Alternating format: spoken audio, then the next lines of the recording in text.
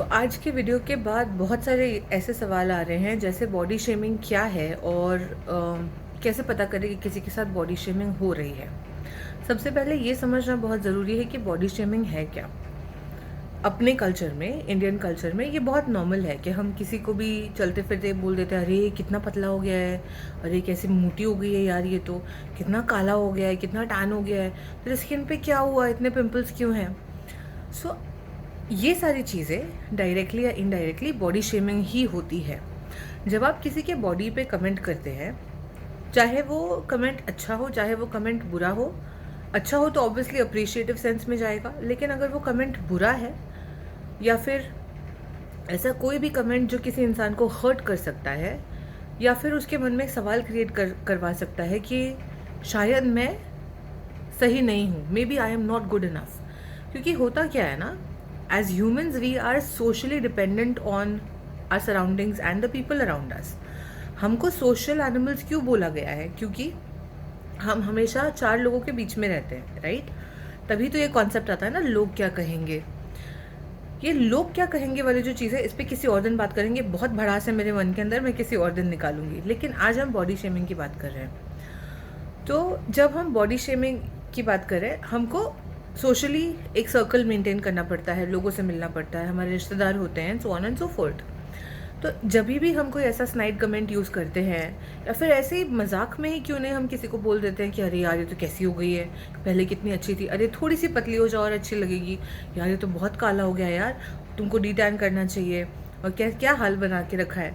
तो ये सारे सवाल ना, ह्यूमन साइकी, जो हमारा जो ह्यूमन माइंड है, ये सारी चीज़ें सुनने के बाद हमारे मन में ये सवाल आने लगते हैं कि ओ शिट, मुझ में ही कुछ गड़बड़ है, मैं आई एम नॉट गुड इनफ, क्या मैं सही नहीं हूँ। एक रिजेक्शन सा फील होता है, right? So it is basically feeling rejection from the people around you. जब भी आप किसी के साथ ये करते हो, नोइंगली अननोइंगली आप किसी की बॉडी शेमिंग कर रहे हो।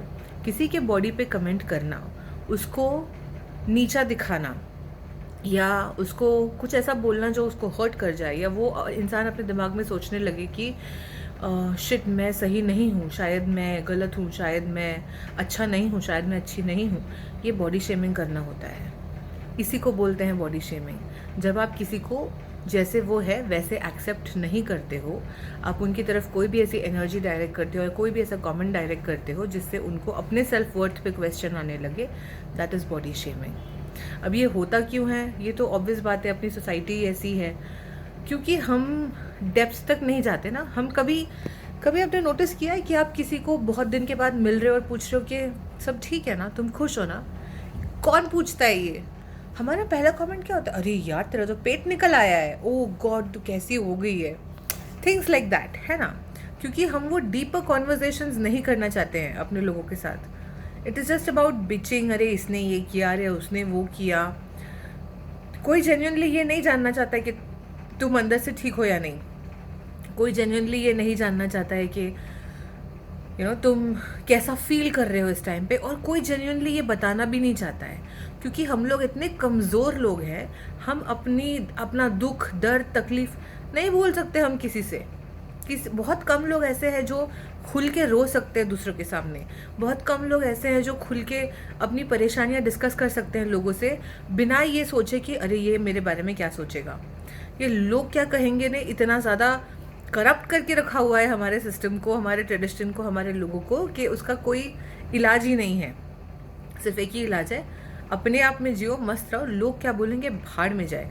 कोई मुझे आके बोलता है कि आप ऐसे कैसे बोल सकते हो, तो बॉस मेरा फंडा सिंपल है कि अगर आपको मेरे बारे में कुछ कमेंट करना है तो प्लीज़ आइए, मेरे घर पे बहुत सारे बिल्स पेंडिंग पड़े, उसमें से एक भर दीजिए, do something for me and then I will listen to you.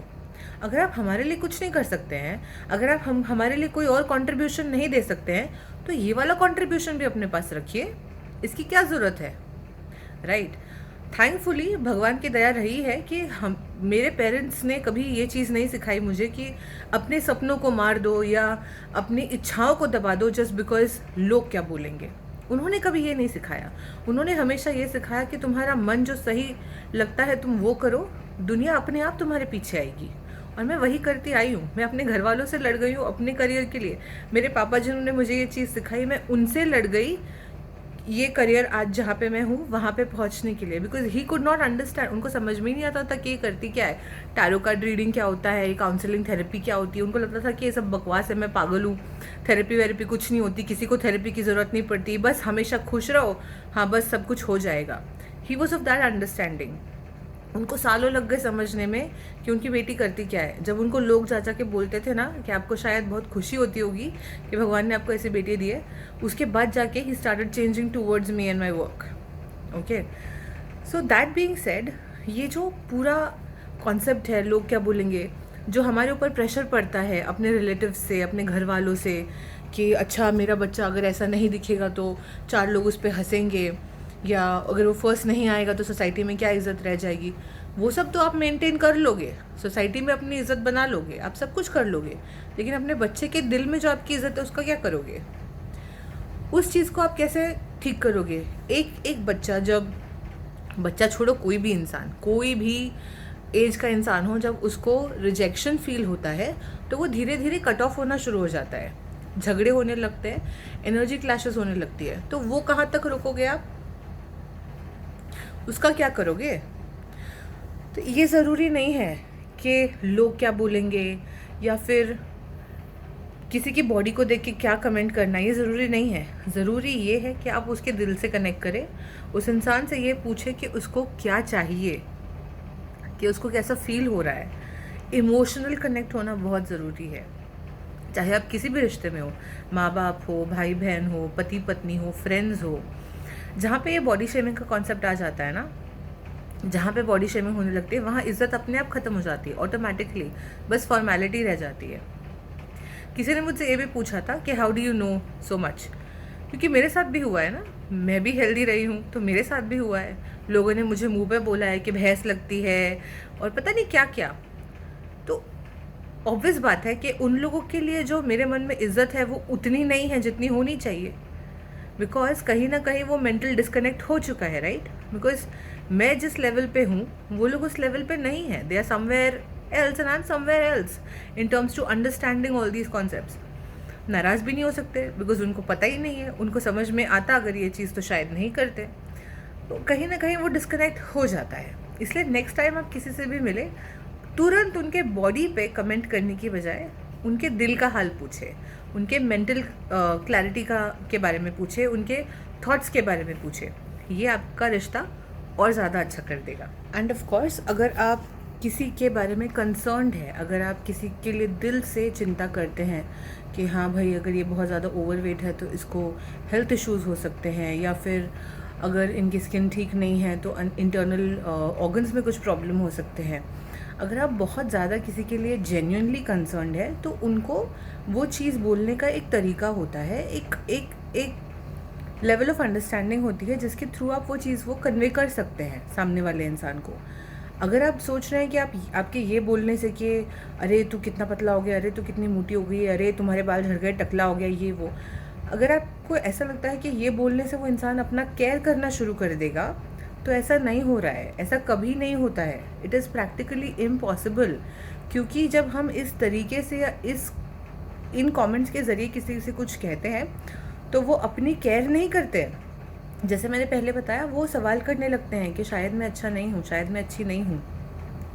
That does not give them motivation, उनको और मोटिवेशन नहीं मिलती अपना ख्याल रखने की, वो और डीमोटिवेट हो जाते हैं। And this is again something which I have experienced myself and treated many people with this particular thing as well. बहुत लोगों की थेरेपी की है, खुद की थेरेपी भी की है फॉर दैट मैटर। तो अगर आप किसी के बॉडी के लिए या फिर किसी के हेल्थ के लिए जेन्युइनली कंसर्न्ड है तो उनको वो चीज़ बोलने का एक तरीका, आपको एक दूसरा अप्रोच लेना पड़ेगा, प्यार से बोलना पड़ेगा। जैसे मैंने बताया, तुरंत बॉडी के बारे में बात मत कीजिए, उनके बॉडी से रिलेटेड किसी भी aspect, weight, height, colour, personality, hair, skin, कोई भी चीज़ पे कमेंट मत कीजिए तुरंत। पहले अपना कनेक्ट तो एस्टैब्लिश कीजिए, पहले उस इंसान से जान तो लीजिए कि वो कैसा फील कर रहा है या कैसा फील कर रही है, उसको क्या चाहिए। फिर उसके बाद आप बोल सकते हैं ना, listen I am worried about you. ये बोलिए कि मुझे तुम्हारे लिए फ़िक्र होती है, मुझे लगता है कि इतना जो तुम्हारा वेट बढ़ रहा है वो सही नहीं है, तुमको आगे तकलीफ़ हो सकती है, मुझे लगता है कि तुमको इतना भाग दौड़ नहीं करना चाहिए, तुम्हारी बॉडी बहुत गलती जा रही है, तुमको ख्याल रखना चाहिए, अपनी सेहत बनानी चाहिए। इस तरीके से आप बोल सकते हैं अगर आप जेन्युइनली कंसर्न्ड है तो। पर होता क्या है, अपने यहाँ जेन्युइनली कंसर्न कोई होता नहीं है, बस लोगों को सिर्फ कमेंट करना होता है, राइट। एंड जैसा मैंने बताया, it is more out of habit. लोगों की आदत बन चुकी है वो, that is the first thing that they comment on. आप किसी को मिलते हो, सबसे पहले सामने आपको उसकी बॉडी, उसके बाल, उसकी शक्ल, यही दिखाई देता है, एंड तुरंत हम उसी पे बात करना शुरू कर देते हैं। बिकॉज हम जेन्युइनली, जैसे पहले भी मैं कह चुकी हूँ, डीपर कॉन्वर्जेशंस नहीं करना चाहते हैं, राइट। तो अगर आप सही में किसी के लिए कंसर्न्ड भी हैं तो उसको बोलने का तरीका बदलिए। और अगर आप किसी के लिए कंसर्न नहीं हैं तो प्लीज़ किसी और के दिमाग की माँ बहन मत कीजिए। Because for some people it does not matter. कुछ लोगों को तो फ़र्क भी नहीं पड़ता है, वो बोल के निकल जाते हैं। लेकिन जो लोग इस फेज़ से गुजरते हैं, जो लोग वो चीज़ सुनते हैं, जो लोग वो उस चीज़ से डील करते हैं अपने माइंड में, उनके लिए कितना डिफ़िकल्ट है ये मैं जानती हूँ। मैंने अपने थेरेपी सेशंस में लोगों को रोते हुए देखा है, सिर्फ औरतों को नहीं, मर्दों को फूट फूट कर रोते हुए देखा है। उनको ये कन्फेस करते हुए देखा है कि मेरा मन करता है कि मैं अपनी जान ले लूँ। बहुत सारी चीज़ें मैंने एक्सपीरियंस की है सेशंस में, रीडिंग्स में। सो मैं वही चीज़ें आपके साथ शेयर कर रही हूँ और वही चीज़ें आपको समझाने की कोशिश कर रही हूँ। अगर किसी एक इंसान को भी ये समझ में आ जाता है तो मुझे लगेगा कि मेरा ये वीडियो बनाना, बोलना कुछ तो सार्थक हुआ, ठीक है। सो नेक्स्ट टाइम किसी की बॉडी पे कमेंट मत कीजिए, उनके दिल से कनेक्ट कीजिए और अपने रिश्ते को और अच्छा बनाइए, ठीक है।